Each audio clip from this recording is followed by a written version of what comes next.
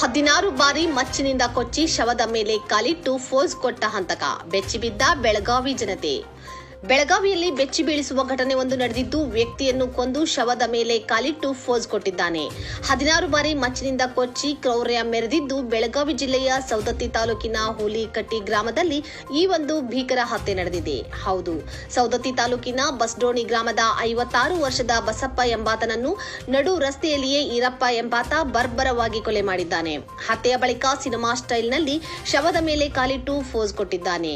ನಿನ್ನೆ ಸಂಜೆ ಬಸಪ್ಪನ ಬೈಕ್ ಅಡ್ಡಗಟ್ಟಿ ಈರಯ್ಯ ಎಂಬಾತ ಕೊಲೆ ಮಾಡಿದ್ದಾನೆ. ಪೊಲೀಸರಿಗೆ ಕರೆ ಮಾಡಿ ಕೊಲೆ ಮಾಡಿದ್ದಾಗಿ ಮಾಹಿತಿ ನೀಡಿದ್ದಾನೆ. ಅಲ್ಲದೆ ಶವದ ಮೇಲೆ ಕಾಲಿಟ್ಟು ಫೋಸ್ ಕೊಟ್ಟಿದ್ದಾನೆ. 2015ರಲ್ಲಿ ಈರಯ್ಯ ಎಂಬಾತನ ತಾಯಿಯ ಜೊತೆ ಕೊಲೆಯಾದ ವ್ಯಕ್ತಿ ಓಡಿ ಹೋಗಿದ್ದ ಎನ್ನುವಂತಹ ಮಾಹಿತಿ ತಿಳಿದು ಬಂದಿದೆ.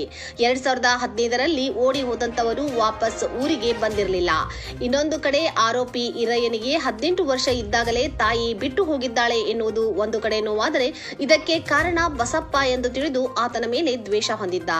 ಹಲವಾರು ವರ್ಷಗಳಿಂದ ಇವರನ್ನು ಹುಡುಕುತ್ತಾ ಕೆಲಸ ಮಾಡುತ್ತಿದ್ದಾಗ 4 ದಿನಗಳ ಹಿಂದೆ ಬಸಪ್ಪ ತನ್ನ ಪತ್ನಿಯನ್ನು ಕೊಲ್ಲಾಪುರದಲ್ಲಿ ಬಿಟ್ಟು ಬಸ್ಡೋಣಿ ಗ್ರಾಮದಲ್ಲಿ ಮನೆ ಕಟ್ಟಿಕೊಳ್ಳಲು ವಾಪಸ್ ಊರಿಗೆ ಮರಳಿದ್ದ.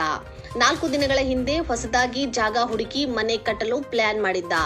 ಈ ವಿಚಾರ ತಿಳಿದ ಈರಯ್ಯ ಬಸಪ್ಪನ ಬೈಕ್ ಅಡ್ಡಗಟ್ಟಿ ಆತನ ಮೇಲೆ ಮಾರಕಾಸ್ತ್ರಗಳಿಂದ ಕೊಚ್ಚಿ 16 ಬಾರಿ ಇರಿದು ಕೊಲೆ ಮಾಡಿದ್ದಾನೆ. ಬಳಿಕ ಆತನ ಬೆನ್ನ ಮೇಲೆ ಕಾಲಿಟ್ಟು ನಿಂತಿದ್ದಾನೆ. ಬಳಿಕ ಕೊಲೆ ಮಾಡಿದ್ದಾಗಿ ಪೊಲೀಸರಿಗೆ ಮಾಹಿತಿ ನೀಡಿದ್ದಾನೆ.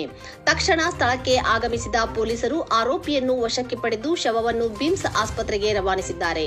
ಪ್ರಕರಣಕ್ಕೆ ಸಂಬಂಧಪಟ್ಟಂತೆ ಸೌದತ್ತಿ ಪೊಲೀಸ್ ಠಾಣೆಯಲ್ಲಿ ಪ್ರಕರಣ ದಾಖಲಾಗಿದೆ.